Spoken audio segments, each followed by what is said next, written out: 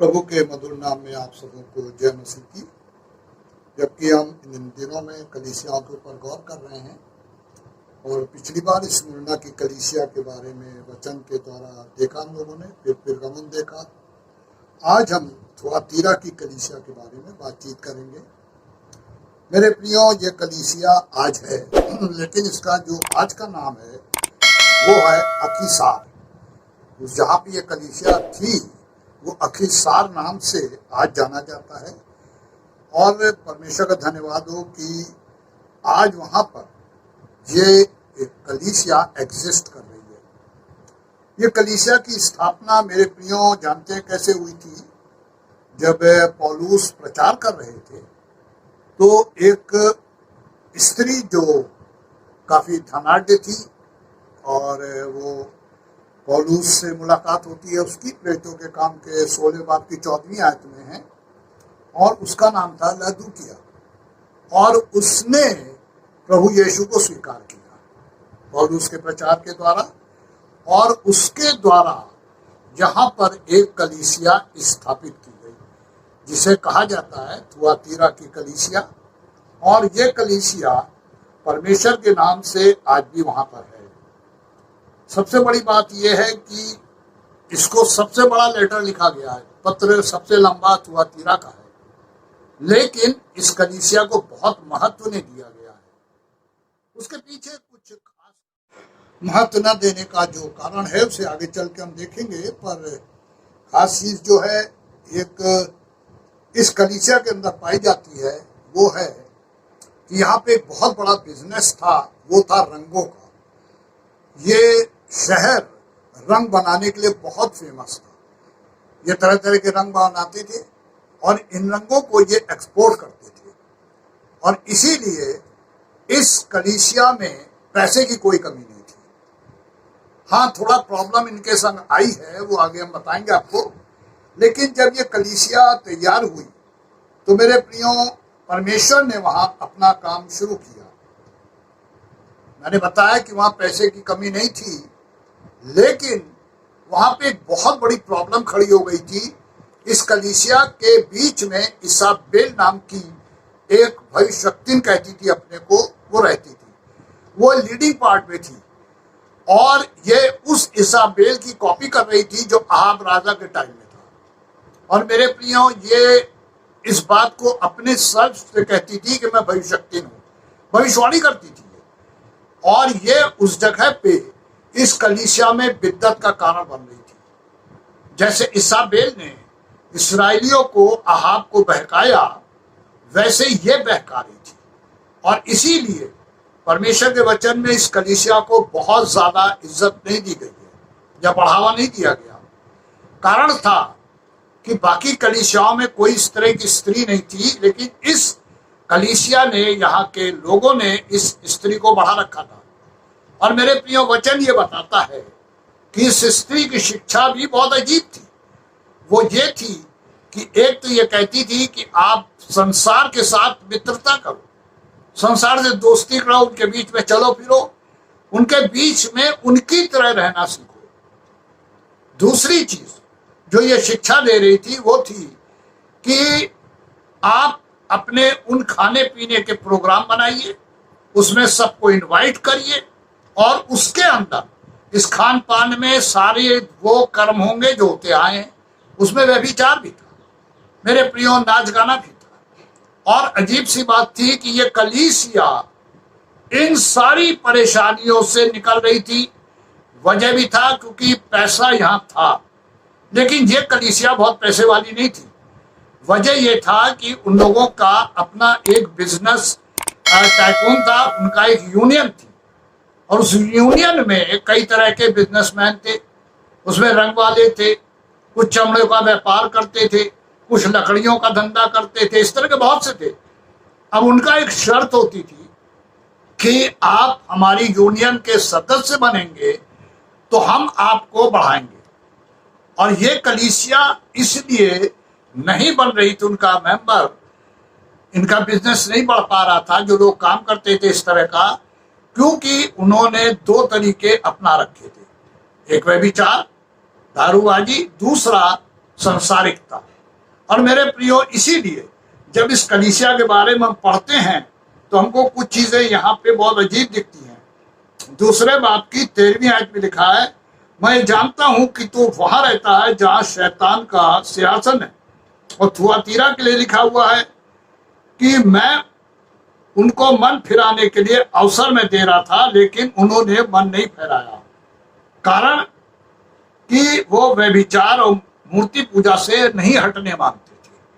Bible कहती है कि परमेश्वर ने इनको क्या बोला कि मैं तुझे एक ऐसी बीमारी दे दूंगा कि तू बिस्तर पे पड़ी रहेगी। ये जो इजाबेल थी, इसको एक बीमारी लग गई और ये अपने लास्ट डेज में बहुत बुरी मौत मरी। ये बेड पे हो गई थी, पैरालाइट हो गई थी।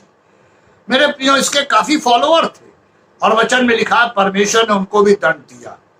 लेकिन इस कलीसिया में कुछ खास बातें हैं जो परमेश्वर चाहते हैं कि वो हम जाने और अपने जीवनों में उस चीज को एक्सेप्ट करें।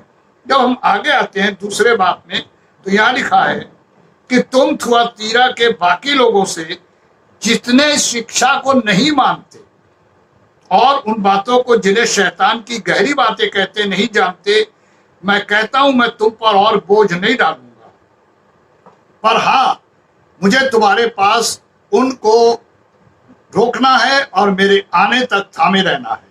मेरे प्रियो, परमेश्वर चाहते थे कि जो वहां की कलीसिया है वो इनके साथ इन्वॉल्वमेंट ना करे, अलग रहे, सेपरेट रहे, जिसके बारे में परमेश्वर ने पौलुस के द्वारा दूसरे कुरिन्थियों के 6 बाब की 14वीं आयत में क्या रखा था, अविश्वासियों के साथ असमान जुए में ना जुटो, क्योंकि धार्मिकता और अधर्म का कोई मेलजोल नहीं होता। और ये कलीसिया आज स्टैंड कर रही थी। इस कलीसिया के अंदर आज बहुत से ऐसे विश्वासी थे जो इसको लेके चल रहे थे और ये कलीसिया आज ड्राइस कर रही थी। मेरे प्रियो, यहाँ पर परमेश्वर ने एक खास बात इनसे क्या कही है, वो क्या, तुम्हारे पास हैं जो मेरे आने तक थामे रहे, जो जय पाए मेरे कामों के अनुसार अंत तक करता रहे, मैं उसे जाति जाति के लोगों पर अधिकार दूंगा। जानते हैं, ये संसार के लिए नहीं था, ये स्वर्ग के लिए था। और इनको रिवॉर्ड क्या मिलना था कि मैं जब आऊंगा तो लोहे का राजदंड लेके आऊंगा और मैं इनको दंड दूंगा, लेकिन कलीसिया को भोर का तारा बनाऊंगा। भोर का तारे का अर्थ आप जानते हैं क्या होता है? भोर के तारे का 2 अर्थ होता है। एक, जब अंधकार मिटने वाला होता है तब वो निकलता है, इसीलिए उसे भोर का तारा कहा जाता है। यहाँ पे परमेश्वर का वचन बताने मांगता उन विश्वासियों को प्रभु यीशु कह रहे हैं जो जय पाए, जो इन्वॉल्व नहीं होगा, जो किसी तरीके से इनके साथ मूवमेंट नहीं करेगा, उससे मैं भोर का तारा, यानी जब सब चीजों का अंत हो रहा होगा तो मैं तुम्हें अपने राज्य में उदय करूंगा। कितनी बड़ी बात है, कितना बड़ा रिवॉर्ड है कि तुम मेरे स्वर्ग के राज में उदय हो रहे होगे। मेरे प्रियो, यहाँ जो सह रहे हैं उनके लिए रिवॉर्ड स्वर्ग में रखा हुआ है। हाँ मेरे प्रियो, ये सबसे बड़ी बात है। परमेश्वर का वचन यही हमको बार बार शिक्षा दे रहा है। आज जिस परिस्थितियों से हम गुजर रहे हैं, हम सब जानते हैं हम लोग किन परिस्थितियों से गुजर रहे। भयानक बीमारियां, टिड्डियों का हमला सारा गुजर चुका, कुछ चल रहा है, पूरा संसार इसमें लिप्त है, परेशान है, पड़ा हुआ है। लेकिन मेरे प्रियो, वचन हमेशा सच्चा है, रहेगा। इसीलिए परमेश्वर ने कहा था ये वो वचन है जो मैंने युगों के लिए ठहराया है। और यहाँ पे यही बात है, जो जय पाए। आज मसीहों के सामने एक बहुत बड़ा चैलेंज है। हम लोग आज आराधनालय में नहीं जा पा रहे, आज हम इकट्ठा होकर आराधना नहीं कर रहे। अभी हमारे कुछ अन्य जाति के भाइयों ने गवर्नमेंट से डिमांड की है कि हमें अब नमाज पढ़ने का मौका दिया जाए एक साथ। मेरे प्रियो, ऐसा कोई डिमांड मसीहों ने नहीं की है, लेकिन परमेश्वर के लोग आज भी अपने घरों में घुटनों के बल हैं। बड़ा अच्छा लगा जब भी मैंने देखा कि ब्राजील में सड़क पर भी लोग घुटने के बल परमेश्वर की दुहाई दे रहे, चिल्ला रहे हैं। यह है आज। और मेरे प्रियो, आज परमेश्वर हमसे भी यही चाहते हैं। आज हम अगर नहीं जा पा रहे आराधना करने तो कोई जरूरी नहीं है, बाइबल में ऐसा नहीं लिखा है। कि परमेश्वर मंदिरों में कह दे या चर्च में कह दे। मेरे प्रियो, वो कहते हैं मैं तुम्हारे घर में रहता हूं, तुम्हारे संग रहूंगा। आज हमारे सामने जब ये सारी परेशानी है जो थुआतीरा की कलीसिया के सामने थी, पैसे का बोलबाला, वर्ल्डली सारा चकाचौंध सब कुछ है, मेरे प्रियो में होना कैसा चाहिए? वचन में लिखा है कि तुम लोगों में बहुत से ऐसे लोग हैं जिन्होंने इस शिक्षा को फॉलो नहीं किया। आज हमसे परमेश्वर एक डिमांड कर रहे हैं कि क्या हम इस संसार में रहते हुए इस तरह के फॉलोअर हैं? क्या हम इनको फॉलो कर रहे हैं? क्या आज हम इनके संग संगति कर रहे हैं? अभी मेरे पास रोज शाम को कुछ लेडीज प्रेयर के लिए आ रही हैं, कुछ बच्चे आ रहे हैं, वो परेशान है, हर तरफ से निराश है। एक बेटी है, कल आई थी, एक बेटी गोद की है वो, और आप विश्वास नहीं करिएगा कि जब से वो पैदा हुई है उसको किडनी का रोग है, किडनी बदल नहीं सकती। अभी वो सिर्फ 9 महीने की है, खा नहीं पाती है, कुछ भी दूध पीती उल्टी करती है। उसकी माँ सड़क तरफ से घूम फिर के लौट के आई, अन्य जाति की है। कल आई मुझसे कहने लगी, परसों आई कहने लगी कि आप मेहरबानी के से इसके लिए प्रार्थना करिए। उसके लिए प्रार्थना की और कल उनकी मौसी आई। मैंने पूछा कैसी बच्ची? बोले उल्टी बंद हो गई। मैंने उनसे कहा देखिए हमारे परमेश्वर का आश्चर्य कर्म है। मेरे प्रियो, क्या आज इन अंतिम दिनों में हम विश्वास की दृढ़ता पकड़े हुए हैं? क्या हमारे पास वो विश्वास है? यहाँ लोग थुआतीरा की कलीसिया में आज भी अपने विश्वास की दृढ़ता में थे, और हो सकता है कि आज हम में से बहुत से मसीह इन परिस्थितियों से गुजर रहे होंगे। लेकिन वचन में क्या लिखा है? जो जय पाए। हमें कॉन्कर होना है, जय पाना है। हमें जीवन के सफर में परमेश्वर के संग आगे चलना है। और मेरे प्रियो, ये हम सब जानते हैं कि रिवॉर्ड स्वर्ग में मिलेगा। हम जानते हैं कि भोर का तारा परमेश्वर हमें स्वर्ग में, जब हम यहाँ आंख बंद करेंगे तो हमारी आंख स्वर्ग में खुलेगी, भोर के तारे होंगे हम, सुबह का तारा जो चमकता है अंधेरे में। और हम कितने लोगों के लिए परमेश्वर के भोर के तारे पृथ्वी पर भी बनेंगे, अंधेरे में रोशनी देने वाले, लोगों को गाइड करने वाले, लोगों के संग परमेश्वर के वचन के द्वारा इन्वॉल्व होने वाले। आज जरूरत है इस बात की। लोग देख रहे हैं हर तरफ, हर एक आदमी परेशान है, लेकिन क्या आज हम मसीह लोग इस बात को देख के चल रहे हैं, समझ रहे हैं? मुझे याद एक प्रचारक महाशय एक जगह कन्वेंशन में बोलने के लिए आए, और जब उन्होंने बोला कि हम सब स्वर्ग जा रहे हैं तो बहुत क्रिश्चियंस खुश हुए। आप चिंता मत कीजिए, आप कुछ भी कर रहे हैं, आप स्वर्ग जा रहे हैं। और मेरे प्रियो, वो प्रचार करके चले गए। बहुत कलीसिया खुश थी। पास्टरेट कमेटी पे बोझ पर डाला गया, पास्टर पे भी बोझ डाला गया कि उनको फिर से बुलाया जाए, और फिर से उनको दोबारा इनवाइट किया गया। और जब वो दोबारा आए तो लोगों पहचान नहीं पाए, क्योंकि जब पहली बार आए थे बहुत हेल्दी थे, तो दोबारा आए तो एकदम दुबले हो गए थे। सबको बहुत ताजुब हुआ। और जब वो पुलपिट पे खड़े हुए तो आप जानते हैं उन्होंने क्या प्रचार शुरू किया कि आपने मुझे 1 साल पहले देखा था, मेरा वेट उस वक्त 75 किलो था और आज वो घट के 60 किलो हो गया 1 साल के अंदर। और मैं आपको बताऊंगा क्या हुआ मेरे संग। उन्होंने बताया कि जब वो प्रीचिंग करके लौट गए बहुत खुश थे। उसके बाद जो दंड परमेश्वर का उतरा तो मौत के मुंह से वापिस आए। उन्होंने अपने प्रचार में बताया कि उन्होंने पश्चाताप किया, मन फिराया, और उन्होंने गवाही दी। और उस कन्वेंशन में उनके द्वारा बहुत से लोग प्रभु के पास आए।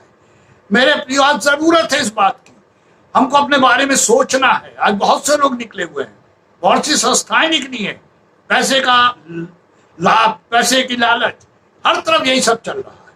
लेकिन मेरे प्रियो, क्या परमेश्वर आज हमको इस बात के लिए अलग कर चुके हैं कि हम सिर्फ परमेश्वर को भरोसा रख के परमेश्वर के संग जिए?